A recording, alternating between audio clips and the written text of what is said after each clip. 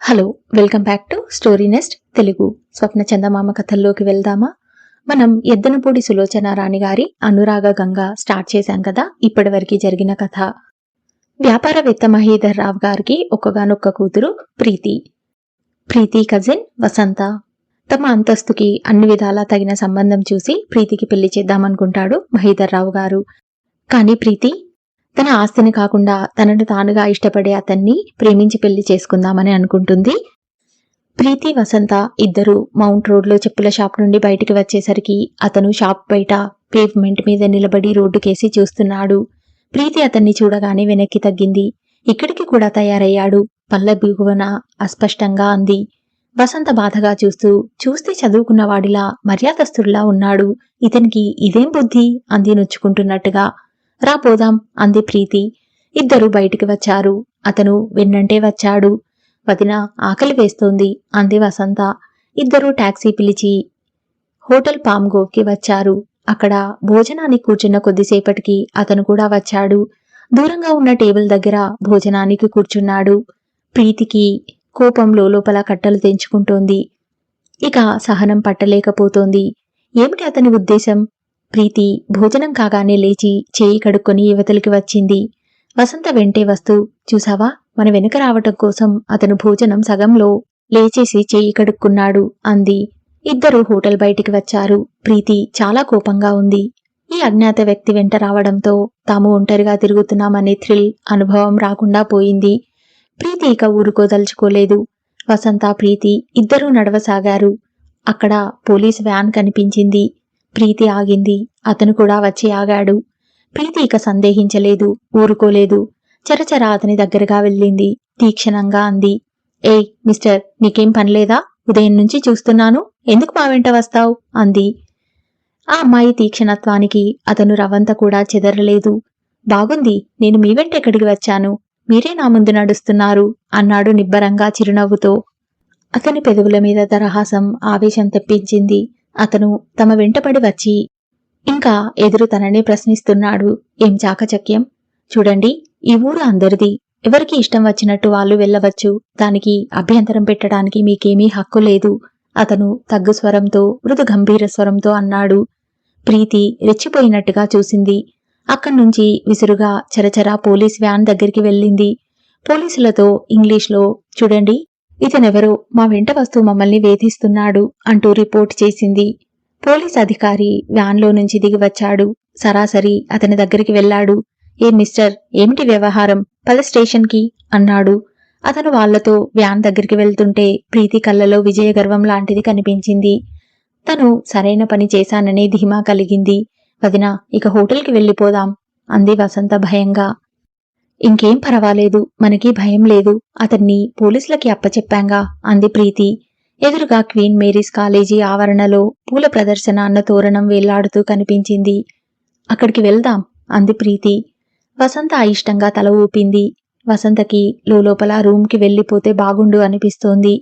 పరాయి ఊరు, మామయ్య ఎక్కడో పనిమీద బిజీగా ఉన్నారు. తమకేదైనా అయితే కాని ప్రీతి వినదు. ఇలా స్వతంత్రంగా తిరగటం అంటే ప్రీతికి ఎంతో ఇష్టం. ఈ స్వేచ్ఛలో ఆనందం ఇంపాలా కారులో ఎక్కినా రాదు అంటుంది. ఇద్దరు ఆటో ఎక్కి క్వీన్ మేరీస్ కాలేజీకి వెళ్లారు.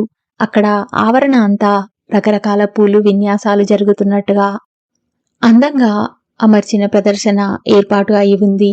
ప్రీతి మైమర్చినట్టుగా వాటిని ఒక్కొక్క వరసే తదేకంగా చూస్తూ నడుస్తోంది. ఇంతలో ప్రక్కన చిన్నగా దగ్గు వినిపించింది. ప్రీతి తిరిగి చూసింది.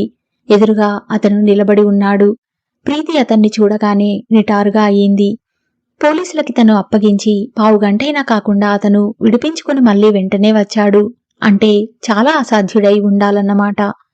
పోలీసులకి ఎంత లంచమిచ్చాడో, ఏమని బ్రతిమలాడుకున్నాడో, ఏం కట్టుకథలు చెప్పాడో. అతన్ని చూడగానే ప్రీతికి పూలు చూస్తున్న సరదా ఎగిరిపోయింది. చిరాకు వచ్చేసింది. వసంతని తీసుకుని బయటికి వచ్చేసింది. ఇద్దరూ హోటల్కి తిరిగి వచ్చేశారు. ప్రీతి బట్టలు మార్చుకుంటూ, ఇతను మనకెక్కడ్నుంచి దాపరించాడు బాబూ అంటూ విసుక్కుంది. అతను వెంట రావడం, తను పోలీసులకి చెప్పటం, చివరికి అతను వాళ్ళని కూడా తప్పించుకురావటం, ఇదంతా గుర్తుకు వస్తే గమ్మత్తుగా ఉంది. మనం అనవసరంగా హోటల్కి తిరిగి వచ్చేశాం. అక్కడ్నుండి బీచ్కి వెళ్లాల్సింది అంది ప్రీతి. నువ్వు కేకలేస్తావని చెప్పలేదు గాని నాకైతే గుండెలు దడ పుట్టినాయి బాబూ అంది వసంత. అంత మరీ పిరికితనం పనికిరాదు వసు. ఆడపిల్లలం, మనం ధైర్యంగా ఉంటే ఈ మగవాళ్ల వేషాలు సులభంగా కట్టించవచ్చు. ముందుగా మనమే పిల్లిని చూసి ఎలుకలా పరిగెత్తితే వాళ్ళు ఇంకా బెదిరిస్తారు. సరేగాని రేపు మన ప్రోగ్రాం ఏమిటో తెలుసా? ఏమిటి? స్నేక్ పార్క్, జూ, పార్థసారథి దేవాలయం చూసి వద్దాం. మనం ఒక్కళ్ళమే వెళ్దామా? ఒక్కళ్ళమే వెళ్తున్నాం. మామయ్యకి ఈ రోజు జరిగిన సంఘటన తెలిస్తే మనల్ని ఇక పంపించరేమో. ఎందుకు పంపించరు? ఈ సంగతి చెప్పకుండా ఉందామా? ఇందులో దాచాల్సిందేముంది అంది. ఆ రాత్రి మహీధర్ రావు గారితో కలిసి భోజనం చేస్తున్నప్పుడు ప్రీతి జరిగిందంతా తండ్రికి చెప్పింది. ఆయన మౌనంగా విని, బాగుంది మీ అడ్వెంచర్ అన్నాడు. చూడు ప్రీతి, రేపు రాత్రి పినాకపాణి గారు మనల్ని భోజనానికి పిలిచారు. వెళ్ళాలి, మర్చిపోవద్దు. రేపు సాయంత్రం తర్వాత ఇంకేమీ ప్రోగ్రాం పెట్టుకోవద్దు అన్నారు. అలాగే డాడీ. రేపు జూ, ఫిష్ పాండ్, పార్థసారథి దేవాలయం, స్నేక్ పార్క్ చూడటానికి వెళ్తున్నాం అంది ప్రీతి. వెళ్ళండి అన్నారాయన. ఈ రోజు జరిగిందంతా విని కూడా ఆయన మళ్ళీ అంత సులభంగా అంగీకరించటం చూసి వసంతకి ఆశ్చర్యం వేసింది. ఆ రాత్రి పడుకునేటప్పుడు ప్రీతి, నేను చెప్పలేదు, డాడీ ఏమీ అనరు, ఏమైనా అనటానికి మనమేమన్నా తప్పు చేస్తే కదా అంది. మామయ్య కేకలు వేస్తారనుకున్నాను సుమా అంది వసంత. నీకు అన్నీ భయమే, ఇంత పిరికిదానివి ఎలా బ్రతుకుతావో ఏమిటో అంది ప్రీతి. ప్రేమతో కూడిన ఈ మాటలు వినగానే వసంత కళ్ళలో నీళ్లు గిర్రున తిరిగాయి. తన మంచం మీద పడుకోబోతున్నదల్లా లేచి వచ్చి ప్రీతి మంచం మీద కూర్చుంది. వదినా అంటూ చేతులు పట్టుకుంది. ఏమిటి వసు? నేనెప్పుడు నీకు మామయ్యకి దూరంగా ఉండనే ఉండను. పిచ్చి వసు, ఇప్పుడు ఉండమని ఎవరన్నారు? వసంత కళ్ళు కిందికి వాలినాయి. తగ్గు స్వరంతో, ఖిన్న వదనంతో, మామయ్య ఆ గుంటూరు సంబంధం చూస్తున్నారు నాకు అంది. అదేమిటోయ్, పెళ్లి అయితే మాకు దూరం అయిపోతావా ఏమిటి? డాడీ అతన్ని కూడా హైదరాబాద్ తీసుకువచ్చి వ్యాపారంలో భాగం ఇవ్వాలని అనుకుంటున్నారుగా. ఆ మాట మామయ్యని ఖచ్చితంగా అడిగి ముందే తేల్చుకోమను. అలాంటి విషయాల్లో డాడీ మనకంటే జాగ్రత్తగానే ఉంటారు. పెళ్లి అయితే భర్త మోజులో మేము నీకు పరాయి అనిపిస్తామేమో ప్రీతి చిలిపిగా చూస్తూ అంది. అలా ఎప్పుడూ జరగదు. ఏమో, ఎవరు చెప్పగలరు? నువ్వు అసలే మేకలాంటి దానివి. ప్రీతి నవ్వింది. నిన్ను మామయ్యని నేను వదిలి ఉండలేను వసంత ఖచ్చితమైన స్వరంతో అంది. పిచ్చి వసు. ప్రీతి వసంత చేయి నొక్కింది. అనవసరమైన భయాలు మాని హాయిగా నిద్రపో. నాక్కూడా నిద్ర వస్తుంది. గుడ్ నైట్ అంది ప్రీతి. గుడ్ నైట్ వసంత చెప్పి మంచం మీదకి వచ్చి పడుకుంది. 10 నిమిషాల్లో ప్రీతి నిద్రపోయింది. కాని వసంతకి నిద్ర రాలేదు. వసంత మనసెందుకో కాని ఎప్పుడూ భయంగా అలజడిగా ఉంటుంది. ప్రతి చిన్న విషయం కుండంతగా మారి వసంతని కలవరపెడుతుంది. మంచం మీద పడుకుని కళ్ళు తెరిచి చూస్తున్న వసంత మనసు పరిపరి విధాల పోతోంది. ఉదయం కనిపించి తమ వెంట వచ్చిన వ్యక్తిని పోలీసులకి అప్పచెప్పకుండా ఉంటే బాగుండేదేమో. అతను మనసులో అది ద్వేషంగా పెట్టుకుని ఏదైనా చేస్తే వసంతకి మనుషులతో తగాదా అంటే చెడ్డ భయం. ఎదుటవారు ఏదైనా అంటే మనం తలదించుకుని మన దారిన వెళ్తే ఏ గొడవ రాదు అని నమ్మకం. ప్రీతి అలా కాదు. తనకి నచ్చనిది అక్కడికి అక్కడే దాని అంతేమిటో తేల్చేసుకుంటుంది. ఆ తర్వాత ఇక దాన్ని గురించి ఆలోచించదు. వసంత అలా కాదు. మనసులో ఒకటే మదన పడుతుంది. తన ప్రవర్తన ఎప్పుడూ ఎదుటివారిని మెప్పించే విధంగా ఉండాలని తాపత్రయపడుతుంది. వసంత తల్లి జానకి మహీధర్ రావు గారికి దూరపు బంధువు. వసంత తండ్రి చిన్నతనంలోనే కుటుంబం వదిలేసి ఎక్కడికో వెళ్లిపోయాడు. జానకి పేదరికం, అవమానం భరించలేక బావిలో దూకి ఆత్మహత్య చేసుకుంది. జానకి బంధువులు మహీధర్ రావు గారికి విషయం చెప్పి ఆ పిల్లకి ఆశ్రయం కల్పించమని కోరారు. మహీధర్ రావు గారికి అప్పుడే భార్య పోయిన కొత్త. ప్రీతికి ఒంటరితనం లేకుండా తోడుగా ఉంటుందని వసంతని తీసుకువచ్చి ఇంట్లో అట్టిపెట్టుకున్నాడు. దాదాపు ఒకే వయసు అయిన వసంత ప్రీతి ప్రాణ స్నేహితుల్లా కలిసిపోయారు. వసంతని తీసుకువచ్చిన రోజునే మహీధర్ రావు గారు కూతుర్ని పిలిచి వసంతని చూపిస్తూ, ఈ అమ్మాయి నీకు తోడుగా ఉంటుందని తీసుకువచ్చాను. మీ ఇద్దరూ పోట్లాడుకోకూడదు అని చెప్పారు. ప్రీతి అలాగే డాడీ అంది. వసంతని తన వెంట తీసుకువెళ్లి తన పుస్తకాలు, బొమ్మలు చూపింది.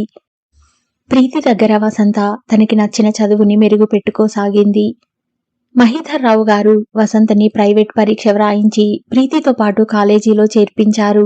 ఇద్దరూ కలిసి కాలేజీకి వెళ్లటం, సినిమాలకి వెళ్లటం, ఒకవేళ ఆయన ఇంటికి రావటం ఆలస్యమైతే ఒకరికి ఒకరు తోడుగా కబుర్లు చెప్పుకుంటూ గడపటం చేసేవారు.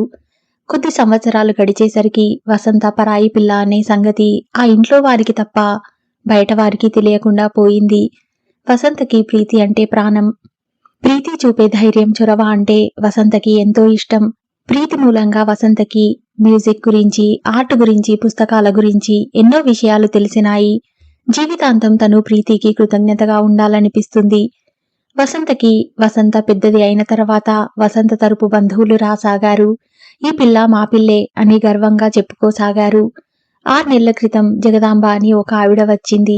ఆవిడ వస్తూనే బంధుత్వాలు తిరిగేసింది. తను వసంతకి వరసకి మేనత్తని అవుతానని, తన కొడుక్కి వసంతని చేసుకుంటానని, ఆ విధంగానైనా చచ్చిపోయిన వదిన గారికి న్యాయం చేకూరినట్టు అవుతుందని అనుకుంటున్నానని అంది. మీ వదిన గారి మీద అంత ప్రేమ ఉన్నవారు ఇన్నేళ్ల నుంచి ఒక్కసారైనా వసంతని చూడటానికి రాలేదేమండి అని ప్రీతి అడిగితే, రావాలనే అనుకుంటుంటే ఇన్నేళ్లు గడిచాయి. నాకు ఒంట్లో బాగాలేక, కొన్నాళ్ళు ఇంట్లో ఇబ్బందులతో, కొన్నాళ్ళు ఇట్టే అయిపోయాయి. పిల్ల ఇక్కడ ఉందని తెలుసుగా ఎక్కడో అక్కడ సుఖంగా ఉందిలే అని సరిపెట్టుకున్నాను. అంతకు తప్ప వేరే ఉద్దేశం ఏదీ లేదు అంది. వసంతని ఆవిడ దగ్గరికి పిలిచింది. నేను నీకు గుర్తులేనమ్మా, నీకు అత్తయ్యనే అవుతాను. అదిగో వాడు కామేశ్వరరావు, నీకు బావా, రేపు నీకు కాబోయే మొగుడు అని వసంత తలెత్తి అతని వైపు చూడలేదు. మహీధర్రావు గారు కామేశ్వరరావుని పలకరించాడు. అతను బీఎస్సీ పాస్ అయ్యాడు. ప్రస్తుతం ఉద్యోగాన్వేషణలో ఉన్నాడు. కుర్రాడు మంచి ఛాయతో చూడ్డానికి బాగానే ఉన్నాడు. అన్నగారు, నా మనసులో ఉన్న విషయం చెప్పటానికి వచ్చాను. దాని రాత బాగాలేక ఇన్నాళ్ళు దిక్కులేని దానిలా మీ దగ్గర పడి ఉంది. ఈ మాట వినగానే ప్రీతికి కోపం వచ్చింది. జగదాంబగారు, కాస్త మర్యాదగా మాట్లాడండి. వసంతని మేమెప్పుడు దిక్కులేని దానిలా చూడలేదు అంది. ఊరుకోమ్మా అన్నాడు మహీధర్రావు గారు. నేనిప్పుడు అంతకాని మాట ఏమన్నానండి? మాట వరుసకి అన్నాను కాని కొండంత అండ మీరుండగా అది దిక్కులేనిదెలా అవుతుంది? ఏది, మా వాడికి మీరు ఉద్యోగం చూపిస్తే వాళ్ళిద్దరూ మీ కాళ్ళ దగ్గరే పడి ఉంటారు. అదిగో కాళ్ళ దగ్గర పడి ఉండటానికి వాళ్ళేమైనా పెంపుడు జంతువులా అంది ప్రీతి. నేను మీ నాన్నతో మాట్లాడుతున్నానే అమ్మా, నీతో మాట్లాడటం లేదు. మా పెద్దవాళ్ల మాట తీరే అంతా అంది. మహీధర్రావు గారు ఆవిడని 1 వారం రోజులు ఉండమని అన్నారు. ప్రీతిని పక్కకు పిలిచి వసంతకి కామేశ్వరరావు నచ్చాడో లేదో అడగమని చెప్పారు. ప్రీతి అడిగితే వసంత సిగ్గుపడిపోయింది. ఇందులో సిగ్గుపడాల్సిందేమీ లేదు. అతను నీకు నచ్చాడో లేదో చెప్పు అంది. వసంత నచ్చినట్టు తల ఊపింది. మహీధర్రావు గారు వసంతకి కామేశ్వరరావుని ఇచ్చి చేస్తానని చెప్పారు. జగదాంబగారు నిశ్చింతగా వెళ్లిపోయింది. కామేశ్వరరావుతో వసంత పెళ్లి నిశ్చయమైనట్టే. కాని వసంతకి అనుమానం, వాళ్ళు తనని సరిగ్గా చూస్తారో లేదో. ప్రీతి దగ్గర ఆ విషయం వెల్లడి చేసింది. ప్రీతి నవ్వింది. వాళ్ళు నిన్ను చూసేదేమిటి? నువ్వే వాళ్ళని చూస్తావో లేదోనని భయపడాలి. నువ్వు అలా ఉండాలి అంది. వసంతకి భయం. కామేశ్వరరావు అంటే ఇష్టంగానే అనిపించింది. ఆ జగదాంబ నోరు అంటేనే వెరపుగా ఉంది. ఆవిడ మీతో ఉంటుందా ఏమిటి అంది ప్రీతి. వసంతకి ప్రీతి దగ్గరగా ఉంటే తనని ఎవరూ ఏమీ చేయలేరని అదొక మనస్థైర్యం. ప్రీతి అక్కగారిలా అనిపిస్తుంది. వసంత అనుమానాలని, భయాలని ప్రీతి ఒక నవ్వుతో కొట్టిపారేస్తుంది. నువ్వు భయపడేది ఎదుటివారిని చూసి కాదు, నీలోనే ఉన్న పిరికితనానికి. దానికి నువ్వు జయించగలగటం నేర్చుకోవాలి. ఎప్పుడూ ఏదో అవుతుందని భయపడే కంటే అదేదో జరిగినప్పుడు చూసుకుందాంలే అని ధైర్యం ఉండాలి వసు అనేది. ప్రీతి సాయంతో తనలో తనని వెంటాడే భూతం లాంటి భయాన్ని పారద్రోలటానికి వసంత ఎంతో ప్రయత్నించింది. కాని సాధ్యం కాలేదు. కొత్త చోటు అంటే భయం, కొత్త మనుషులంటే భయం. ఎల్లవేళలా ఎవరైనా తనని దగా చేస్తారేమోనని వెరపు. తనలో ఎందుకిలా ఉంటుందో వసంతకే తెలియదు. మంచం మీద పడుకుంటే ఫ్యాన్ మీద పడుతుందేమో, బిల్డింగ్ కూలి దీని కింద కూరుకుపోతామేమో. ఒకటే మృత్యు భయం. మృత్యువు ఎక్కడ తనని కాటు వేస్తుందోననే హడలిపోతూ ఉంటుంది. ఎలక్ట్రిక్ సామాను చూస్తే అవి ఎక్కడ షాక్ కొడతాయోనని భయం. పెద్ద పెద్ద సామాను చూస్తే అవి ఎక్కడ దొర్లుకు వస్తాయోనని హడలు. కారులో వెళ్తే యాక్సిడెంట్ అవుతుందేమో, రోడ్డు మీద నడిస్తే ఏది వచ్చి కొట్టేస్తుందో, రైలు ఎక్కితే అది బోర్లా పడుతుందేమో, అన్నం తింటే అందులో ఏదైనా విష పదార్థం కలిసి ఫుడ్ పాయిజన్ అవుతుందేమో. వసంత ఈ భయాలన్నీ ప్రీతికి చెప్పదు. ప్రీతి తిడుతుందని భయం. వసంతకి పెళ్లి అన్నా భయంగానే ఉంది. కాని పెళ్లి చేసుకోక తప్పెట్టు లేదు. కామేశ్వరరావు మామయ్య చెప్పినట్లు విని ఇక్కడ ఉండేటట్టయితేనే చేసుకుంటాను అని మళ్ళీ ఇంకోసారి మామయ్యకి చెప్పాలి. వసంత తల తిప్పి నిద్రపోతున్న ప్రీతి కేసి చూసింది. ప్రీతిని విడిచి తను ఒక్క క్షణం ఉండలేదు. ప్రీతి కూడా తనని సొంత తోబుట్టువు కంటే ఎక్కువగా చూస్తుంది. వసంత కళ్ళలో నీళ్లు కమ్ముకొని వచ్చాయి. ఇది ఏనాటి రుణమో. నాన్న సంసారం వదిలేసి దేశం మీదికి పోయినా, అమ్మ బావిలో దూకి చచ్చిపోయినా తను పేదరికంతో కాని ఒంటరితనంతో కాని ఏనాడూ బాధపడలేదు. ప్రీతి మామయ్య తనకి ఒక నీడని కల్పించి ఎంతో ఆదరించారు. తాను ఏమిచ్చినా వారి రుణం తీర్చుకోలేదు. తను అసలు ప్రీతి పెళ్లి అయితేనే కాని చేసుకోను అని చెప్పింది. కాని మామయ్య వినలేదు. ప్రీతితో పెట్టుకుంటే కుదిరే పని కాదమ్మా, నీ పెళ్లి చేస్తే నిన్ను నిర్వహించాల్సిన బాధ్యత ఒకటి అయినా తీరుతుంది అన్నారు.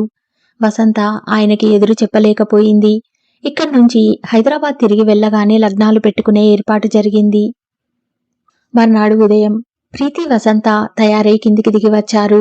అక్కడ వాళ్ళు టాక్సీ మాట్లాడుకుంటుండగా ఇంతలో దూరంగా తెల్లటి బట్టలు ధరించిన అతను కనిపించాడు. అతన్ని చూడగానే వసంత అడుగో అతను చిన్నగా కేక పెట్టినట్టుగా అంది. ప్రీతి తిరిగి చూసింది. అతను మోటార్ సైకిల్ సరిచేసుకుంటున్నాడు. ప్రీతి పెదవులు బిగబట్టి హోటల్ అడ్రస్ కనుక్కున్నాడన్నమాట అంది మెల్లగా.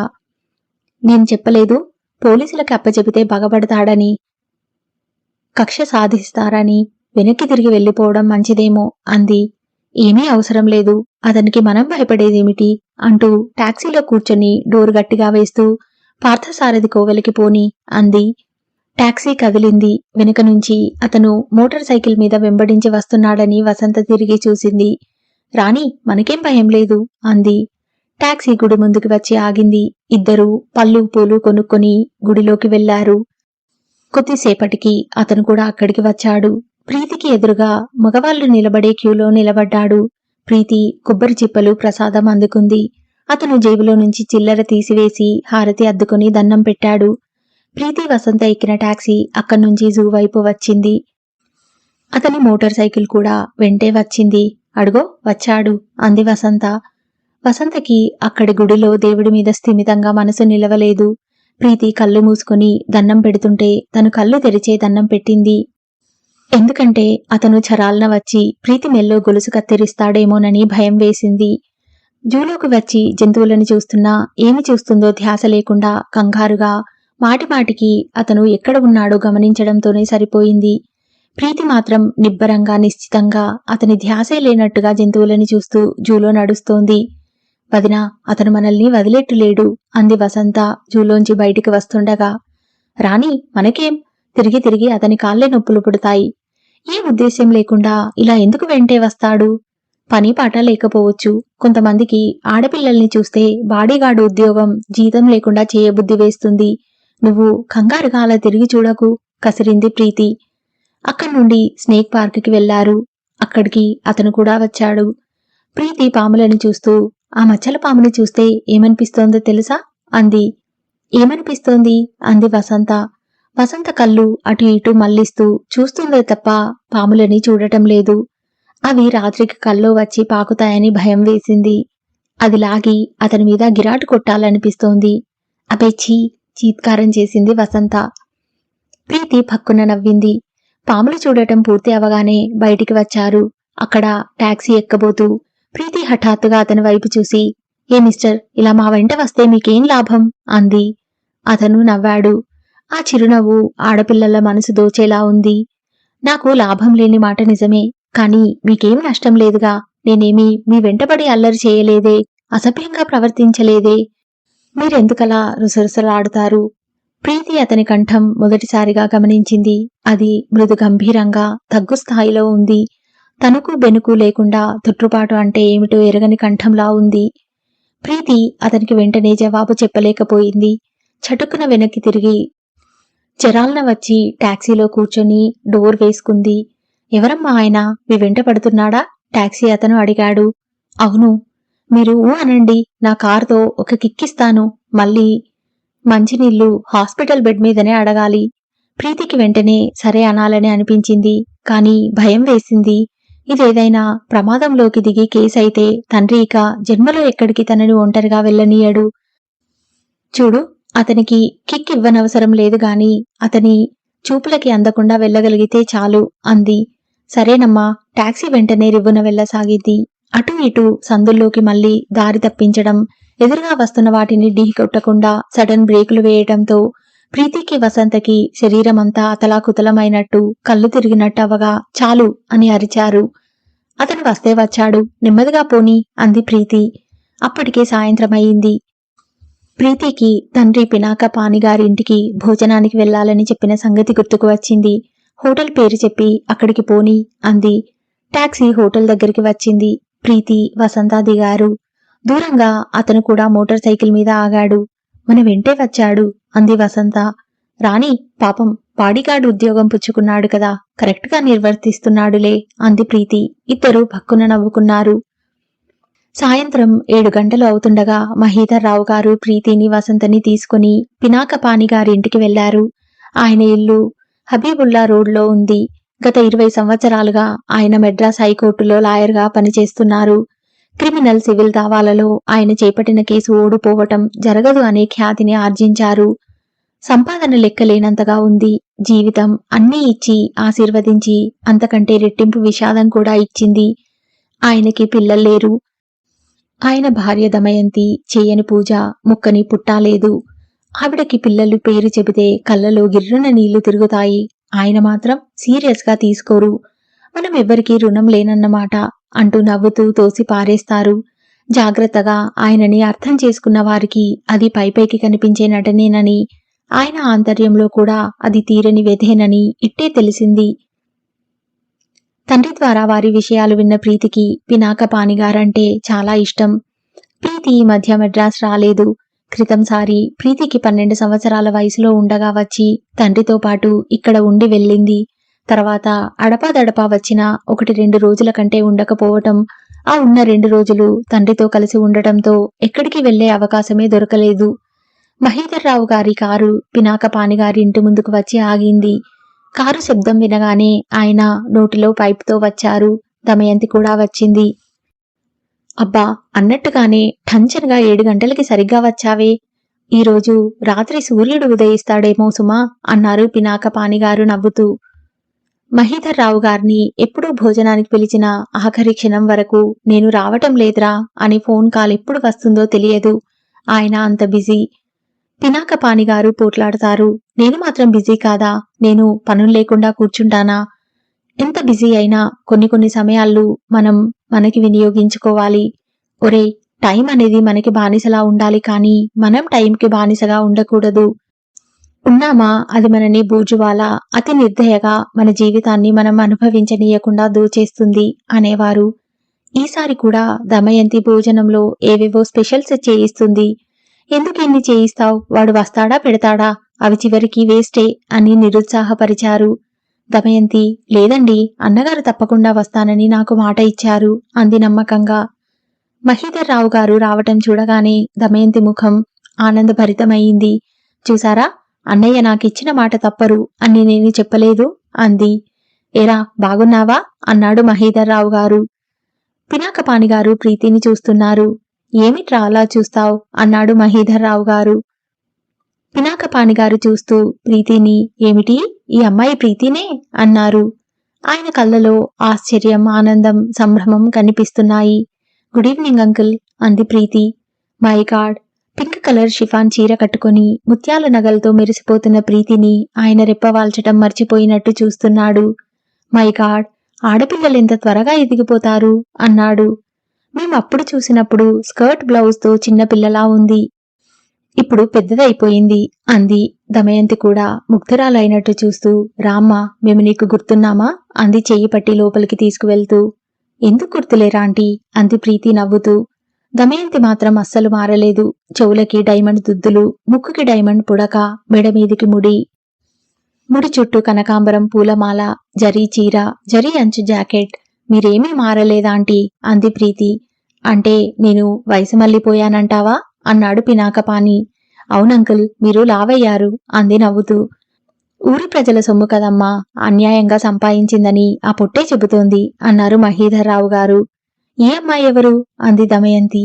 వసంత అంది ప్రీతి. ప్రీతితో పాటే పెంచాను నేను అన్నారు మహీధర్రావు గారు. అందరూ వచ్చి డ్రాయింగ్ రూంలో కూర్చున్నారు.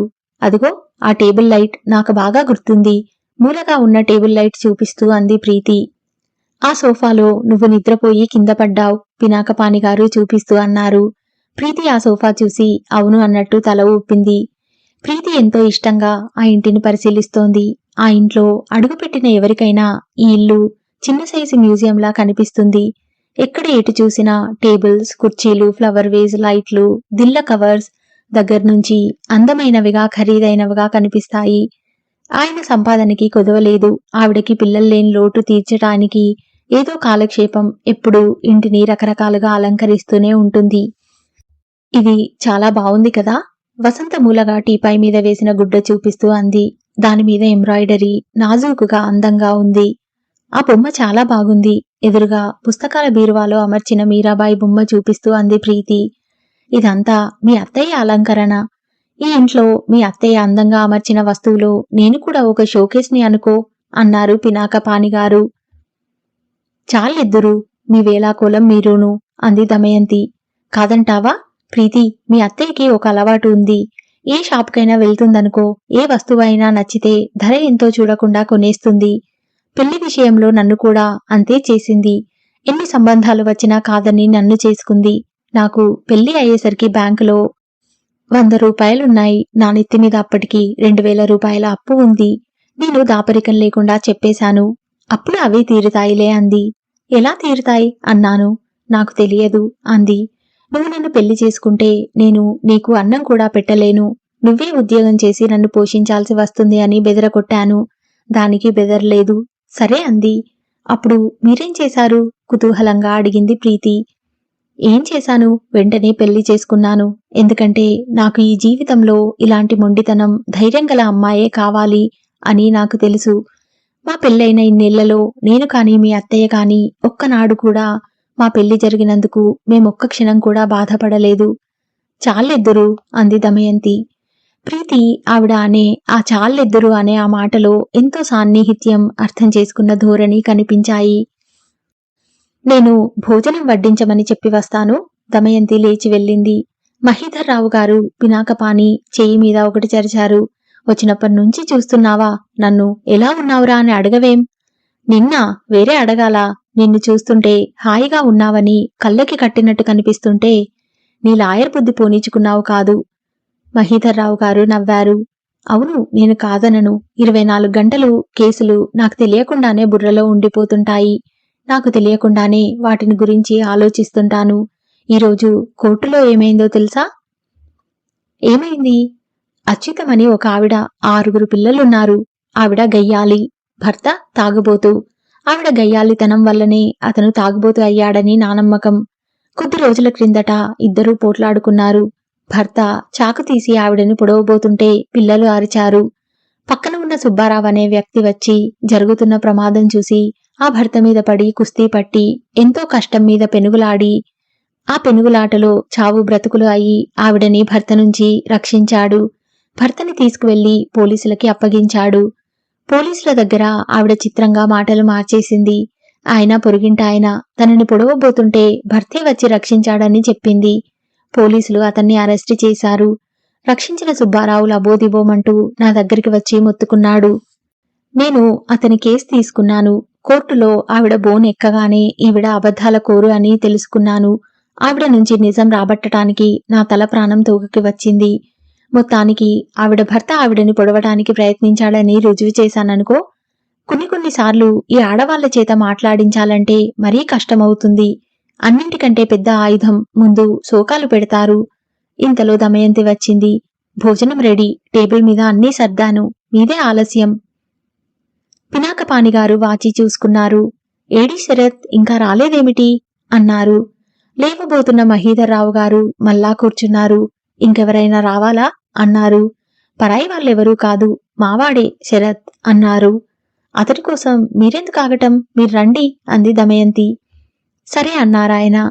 ప్రీతి, వసంత లేచారు. డైనింగ్ హాల్లోకి వచ్చారు. దమయంతి వడ్డిస్తోంది. ప్రీతి అక్కడ లోపలికి దర్వాజాకి అలంకారంగా అమర్చిన పూసల తెరని చూడగానే ఎంత బాగుంది కదూ. అంటూ దాని దగ్గరికి వెళ్ళింది. వసంత కూడా వెంట వచ్చింది. అన్ని రంగురంగుల పూసలు చాలా చక్కగా ఎన్నిక చేసి గుచ్చారు అంది ప్రీతి దాన్ని చూస్తూ. వదినా, ఇంటికి వెళ్ళగానే నీ బెడ్రూమ్కి ఇలాంటిది నేనొకటి తయారు చేసి ఇస్తాను, చాలా బాగుంది అంది వసంత. అడుగో శరత్ రానే వచ్చాడు అన్నారు పినాకపాణిగారు. రావయ్యారా, ఇంత ఆలస్యమేమిటి? ఇంటికి బంధువులు వస్తున్నారు, త్వరగా రా అని చెప్పానుగా, మర్చిపోయావా? ప్రీతి తిరిగి చూసింది. పినాకపాణిగారు మహీధర్రావు గారికి పరిచయం చేస్తున్నాడు. శరత్ చంద్ర నాకు అసిస్టెంట్గా పనిచేస్తున్నాడు. అసిస్టెంట్ అని అతన్ని అనేకంటే ప్రస్తుతం నా ప్రొఫెషన్లో నేనే అతనికి అసిస్టెంట్ని అనడం నిజం. అంతగా అతని మీద ఆధారపడిపోయాను. ఇతనే నా ప్రాక్టీస్ చూస్తున్నాడు అన్నారు. అలాగా, మా పినాకపానికి నచ్చడం అంటే నీలో ఏదో ప్రత్యేకత ఉందన్నమాటే. మా వాడికి నచ్చటం అంటే మాటలు కాదు. I congratulate you. మహీధర్రావు గారు నవ్వుతూ చేయి చాచారు. Glad to meet you sir, అతను కరచాలనం చేస్తూ అన్నాడు.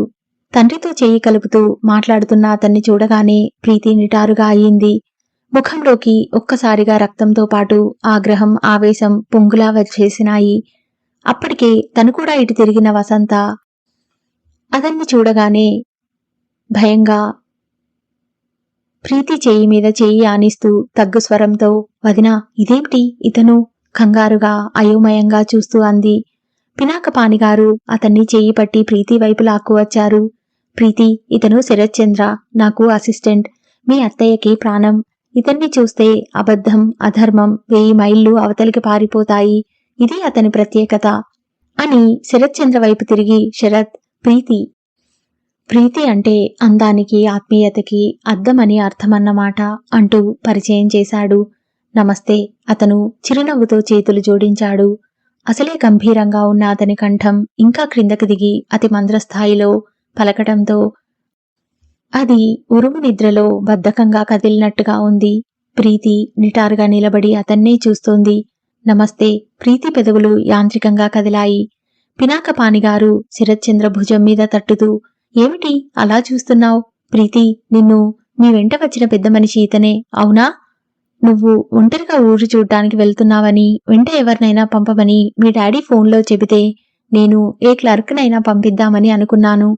నీ వెంట బాడీగార్డుగా వస్తున్నట్టు తెలియకూడదని మీ డాడీ ఆంక్ష పెట్టాడు. అప్పుడేం చేయాలో నాకు పాలుపోలేదు. ఆ వెళ్లే వ్యక్తి తెలివిగలవాడై ఉండాలి అనిపించింది.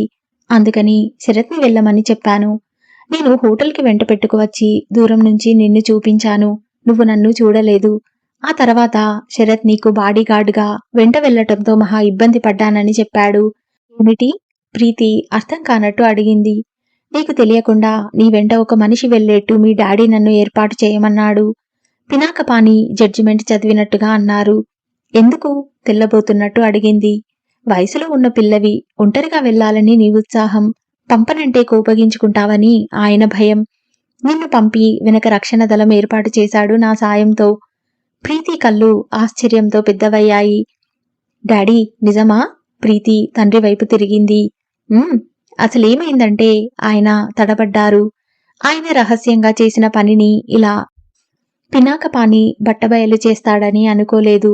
డాడీ, మీరు నన్ను ఒంటరిగా పంపిస్తానని ప్రీతి ముఖంలోకి రెట్టింపు ఆవేశం, కోపం వచ్చేసినాయి. డాడీ, మీరు నన్ను ఒంటరిగా పంపారని నమ్మాను. మీరు ఇలా చేస్తారని అనుకోలేదు. అసలు నాతో ఎందుకు చెప్పలేదు? ఆయన చప్పున కూతురు దగ్గరికి వచ్చి భుజం చుట్టూ చేయి వేశాడు. చూపుడు వేలితో చూపిస్తూ, చూడు, నా మీద కోపం తెచ్చుకోవద్దు అన్నారు. ప్రీతి ఆయన చేతిని తోసేసింది. మీరు నన్ను మోసం చేశారు డాడీ. నేనా? అమాయకంగా చూశారు. అవును, నన్ను నమ్మి ఒంటరిగా పంపిస్తానని నా వెంట కాపలాగా ఎవరినో పంపారు. అన్యాయం, దారుణం, భరించలేనట్టుగా అంది.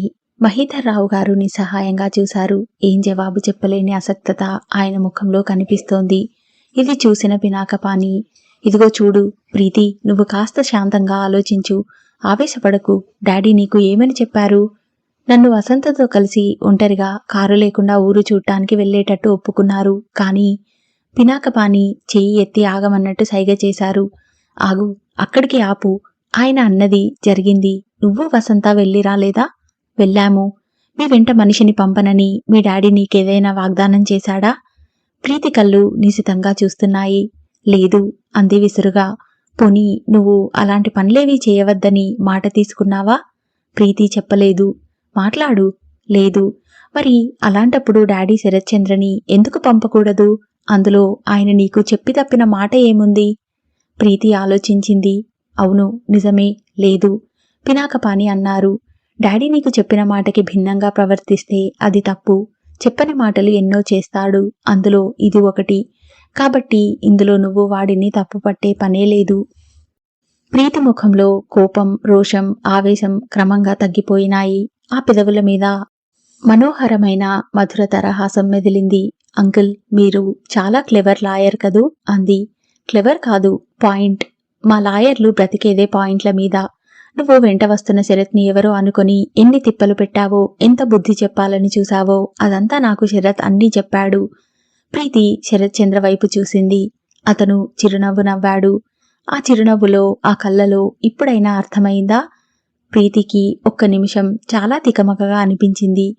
తాను పొరపాటు పడ్డానన్న విషయాన్ని స్వాభిమానం గల మనసు ఒప్పుకోలేకపోయింది. అదేదో అపజయంలా కనిపించింది. కానీ ప్రీతిలో వ్యక్తిత్వం వెంటనే దాన్ని సరిదిద్దింది. దీనికంతటికీ మా డాడీ కారణం అనుకుంది. అందుకే తడబాటుగా అతని వైపు చూస్తూ సారీ అస్పష్టంగా అంది. Glad to meet you. అతని మాటలని అతని పెదవులు మామూలుగా అన్నట్టే పలికినా అతని కళ్ళు మాత్రం ఇది చాలా నిజం సుమా అన్నట్టు చూస్తున్నాయి. అయితే ఇతను విలన్ కాదన్నమాట. అంతా వింటున్న వసంతకి గుండెల మీద నుంచి భారం దింపినట్టయింది. ఈ అమ్మాయి వసంత. పినాకపాని పరిచయం చేశారు. నమస్తే అంది వసంత. నమస్తే అన్నాడతను. భోజనం వడ్డించటం అయింది. రండి అంది దమయంతి. అందరూ భోజనాల బల్ల దగ్గరికి వెళ్లారు. మహీధర్ రావు గారికి చెరో పక్కన వసంత, ప్రీతి కూర్చుంటే పినాకపాని గారికి చెరో వైపు దమయంతి, శరత్చంద్ర కూర్చున్నారు. భోజనం చేస్తున్నంతసేపు పినాకపాని గారు ఏదో ఒకటి చెబుతూనే నవ్విస్తూనే ఉన్నారు. అంకుల్, మీకు క్లయింట్స్లో ఆడవాళ్లు ఎక్కువ, మగవాళ్ళ అడిగింది ప్రీతి. ఆయన క్షణం ఆలోచించి ఆడవాళ్లే అన్నారు. ఎందువల్ల? వాళ్ళ కేసులు గెలిచినా ఓడినా అంత బాధ ఉండదు. వాళ్ళు చెప్పే సోది మాత్రం బాగా వినే ఓపిక ఉండాలి, అంతే. అది ఉంటే లాయర్ గారు మంచివారు అనే పేరు వచ్చేస్తుంది. కొంతమంది మరీ చాదస్తంగా చెప్పిన విషయమే చెబుతూ ఉంటారు. వాళ్ళకి రోషాభిమానాలు విచిత్రంగా ఉంటాయి. ఒకసారి ఒక ఆవిడ నా దగ్గరికి వచ్చింది. ఆవిడికి భర్తతో కోర్టులో విడాకుల కేసు నడుస్తోంది. నా దగ్గరికి వచ్చిన ఆమె తన లాయర్ మీద కేసు పెట్టాలి అంది. నేను ఆశ్చర్యపోయాను. ఏమైంది అన్నాను. ఆ లాయర్ మా ఆయనని స్కౌండ్రల్ అంటూ తిట్టాడు అంది. నేను లోలోపల ఇంకా ఆశ్చర్యపోయాను. మీ ఆయన నిన్ను తిడతాడు, కొడతాడు, మంచివాడు కాదు అని నువ్వే కదా కేసు పెట్టావు అన్నాను. పెట్టాను. అయితే మాత్రం నేను అనవచ్చు. నేను ఆయన దగ్గరికి నా కేసు చూడమని వెళ్ళాను కానీ మా ఆయనని తిట్టించటానికి కాదుగా. ఆ మాత్రం వివక్షత లేని లాయర్ ఇంకా నా కేసేం చూస్తాడు అంది. ఇది గొప్ప లాజిక్కే అనిపించింది. ఇలా ఉంటారు కొంతమంది. ఇలాంటి వాళ్లతో చాలా కష్టం. నేను ఆవిడ చెప్పిన సోదంతా వినేవాడిని. కొన్నాళ్లకి ఆవిడ భర్త మీద కేసు రద్దు చేసుకుని మళ్లీ కలిశారు. ఇప్పుడు కూడా కనిపిస్తే తన సంసారం నేనే సరిచేశాను అని చేతులెత్తి మొక్కుతుంది. ఆవిడకి భర్త మీద అంతరాంతరాల్లో కోపం లేదు. పట్టుదలకి అన్నదమ్ములు ఎక్కిస్తే కేసు పెట్టింది. అది గ్రహించిన నేను ఆవిడ ముందు భర్త మంచి గుణాలు గుర్తు చేసేవాడిని. ఆవిడ త్వరలోనే ఆయన అంటే సుముఖంగా అయిపోయింది. ఇలా డాక్టర్ కేసు రాగానే ముందు ఆ పేషెంట్ సుస్థి ఏమిటో అర్థం చేసుకుని వైద్యం చేసినట్టే మేము వ్యక్తి సైకాలజీ అర్థం చేసుకుని కేసు నడపాలి. ప్రపంచంలో కోర్టులు నడుస్తున్నాయి అంటే కేవలం అన్యాయమే కారణం కాదు. కొంతమంది అమాయకత్వం, మూర్ఖత్వం, పట్టుదల కూడా కారణాలు. కొంతమంది పట్టుదలకి పోయి కేసులు పెడతారు. కొంతమంది అమాయకత్వంతో చెప్పుడు మాటలు వింటారు. అది మనం అర్థం చేసుకోవాలి. ప్రీతి ముగ్ధురాలైనట్టుగా వింటోంది. కొద్దిసేపటికి భోజనాలు అయిన తర్వాత అందరూ హాల్లోకి వచ్చారు. ప్రీతి, వసంత దూరంగా దమయంతి దగ్గర నిలబడి ఏదో మాట్లాడుతున్నారు. ప్రీతికి ఏదైనా మంచి సంబంధం ఉంటే చూడు అన్నారు మహీధర్ రావు గారు. పిల్లవాడి ఎన్నిక నీదా ప్రీతిదా? మా ఇద్దరిది. మీ ఇద్దరికి నచ్చినవాడు దొరకటం చాలా దుర్లభం. అలాగైతే నేను రాజీ పడతాను. ప్రీతి హాయిగా ఉండటమే నాకు కావాల్సింది అన్నారాయన. మహి, ఇన్నేళ్లు పిల్లలు లేరంటే నాకేమీ అంతగా బాధ అనిపించలేదు. ఇప్పుడు ప్రీతిని చూస్తుంటే జీవితంలో నేను ఎంత అపురూపమైన దానికి దూరమయ్యానో అర్థమవుతోంది. ఇన్నాళ్ళు పిల్లలు లేకపోతే నాకేమిటి, నాకింత డబ్బు, పేరు, ప్రతిష్టలు ఉన్నప్పుడు అనుకున్నాను. ఇప్పుడు అవి శుష్కంగా కనిపిస్తున్నాయి. ఇవి ఉండి ఏం ప్రయోజనం అనిపిస్తోంది. పినాకపాణి కంఠం ఎవ్వరూ ఎన్నడూ ఎరగనట్టుగా భారంగా అయింది. నాలో ఈ బాధ కనిపిస్తే దమయంతికి గుండెలు మరీ చెరువు అవుతాయని నేను బయటపడను. నాకు తెలుసు. ప్రీతి వసంత వెళ్ళిన తర్వాత దమయంతి ఏడుస్తూ కూర్చుంటుంది. ఆడపిల్లలు అంటే తనకి మరీ ఇష్టం. ఇంతలో ఫోన్ మోగింది. శరత్చంద్ర లోపలి గదిలో నుంచి వెళ్ళి ఫోన్ తీశాడు. లేదు, రేపు వాయిదా ఉంది. నాకు తెలుసు. నేనే వస్తాను. ఆయన బిజీగా ఉన్నారు. అలాగే చెబుతాను. తప్పకుండా చెబుతాను అని పెట్టేశాడు. పినాకపాణిగారి వైపు చూస్తూ కుటుంబరావు గారు ఫోన్ చేశారు. రేపు కోర్టుకి నేను వెళ్తున్నానో లేదో అని అడిగారు. రేపు సాయంత్రం వస్తానంటే అలాగే అని చెప్పాను అన్నాడు. సరే, పినాకపాణి తల ఊపారు. శరత్చంద్ర లోపలికి వెళ్ళబోతుంటే దమయంతి శరత్ అంటూ పిలిచింది. ఏమిటమ్మా? అతను దగ్గరికి వెళ్ళాడు. రేపు అంతా మహాబలిపురం వెళ్తున్నాం. డ్రైవర్కి చెప్పి ఏర్పాట్లు చేయించు. అలాగేనమ్మా. ఉదయం 9 గంటలకల్లా బయలుదేరాలి. అలాగే. అతను అక్కడ్నుంచి వెళ్ళిపోయాడు. మహీధర్రావు గారు వచ్చినప్పటినుంచి చూస్తూనే ఉన్నారు. భోజనాలు చేస్తుండగా 2 సార్లు ఫోన్ వస్తే శరత్చంద్ర వెళ్లి తీశాడు. అవతల వాళ్ళు అడిగిన వాటికి తనే ఆ విషయాలు క్షుణ్ణంగా తెలిసినట్టు జవాబు చెప్పాడు.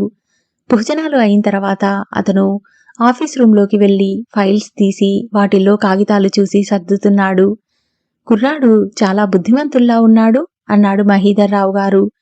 అవును, చాలా బుద్ధిమంతుడు. ఎవరితను? బంధువులా? తెలిసిన కుర్రాడు. తల్లిదండ్రులు లేకపోతే నేనే దగ్గరికి తీసి పెంచాను, చదువు చెప్పించాను. ఎంతో మందికి నేను ఉపకారం చేశాను. ఇతని తెలివితేటలు, సామర్థ్యం చూసి నేనే లా చదవమన్నాను. నా చేతికి బాగా అక్కరికి వచ్చాడు. ఇప్పుడు ఇల్లు, ప్రొఫెషన్, మా విషయాలు తనే చూసుకుంటాడు. కేసుల గురించి నాకేమీ చింతలేదు. అంతా అతనికి అప్పచెప్పాను. శరత్ వచ్చిన తర్వాత దమయంతి దాదాపుగా పిల్లల్లేని కొరత మర్చిపోగలుగుతోంది అనిపిస్తుంది. డాడీ, ఇక వెళ్దామా? ప్రీతి అక్కడికి వచ్చింది. నేను రెడీయే అన్నారాయన చూస్తూ. వస్తానంకుల్. గుడ్ నైట్ అంది ప్రీతి. గుడ్ నైట్ డియర్ అన్నారాయన. వెళ్తున్నా ఆంటీ అంది. సరే తల్లి. ఇదిగో శరత్, దమయంతి పిలిచింది. ఆఫీస్ గదిలో ఉన్న శరత్ వచ్చాడు. వాళ్ళు వెళ్తున్నారు అంది ఆవిడ. గుడ్ నైట్ అంది ప్రీతి. గుడ్ నైట్ అన్నాడతను. క్షణంసేపు అతని కళ్ళు ప్రీతి కళ్ళని తమతో బంధించినాయి. ప్రీతికి గమ్మత్తుగా అనిపించింది.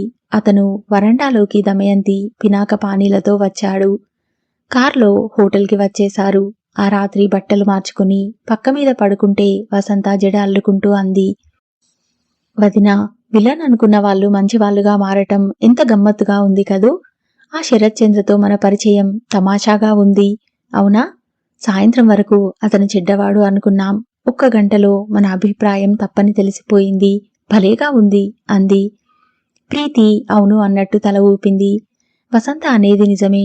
సాయంత్రం వరకు అతన్ని గురించి తనకి ఏర్పడిన అభిప్రాయం పినాకపాణిగారి ఇంటికి వెళ్ళగానే మారిపోయింది.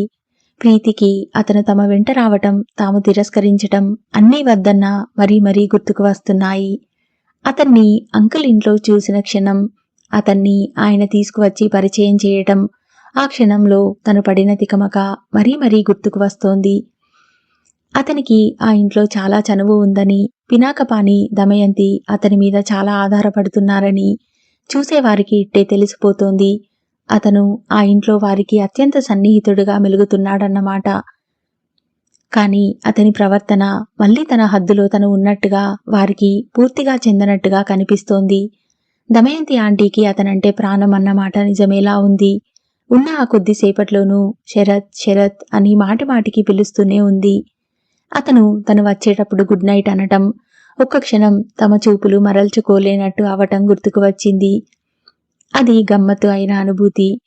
ప్రీతి ఆ అనుభూతిని వదుల్చుకోవటానికి ప్రయత్నిస్తున్నా వదుల్చుకోలేకపోతోంది. అతని ముఖం కళ్ళెదుట నుంచి పోవటం లేదు. ఎందుకు అదే అర్థం కావటం లేదు. అతనిలో ఫలానా అని స్పష్టంగా చెప్పలేని ప్రత్యేకత ఉంది. దానికి ప్రీతి ముగ్ధురాలవుతోంది. ప్రీతి శరత్ల పరిచయం స్నేహంగా మారుతుందా? ఏం జరుగుతుందో నెక్స్ట్ పార్ట్లో విందాం. ఇంకా ఇలాంటి మంచి నవలలు వినాలని ఉంటే నా ఛానల్ని సబ్స్క్రైబ్ చేయండి. ఈ వీడియో కనుక మీకు నచ్చితే షేర్ చేయండి, లైక్ చేయండి. Thank you.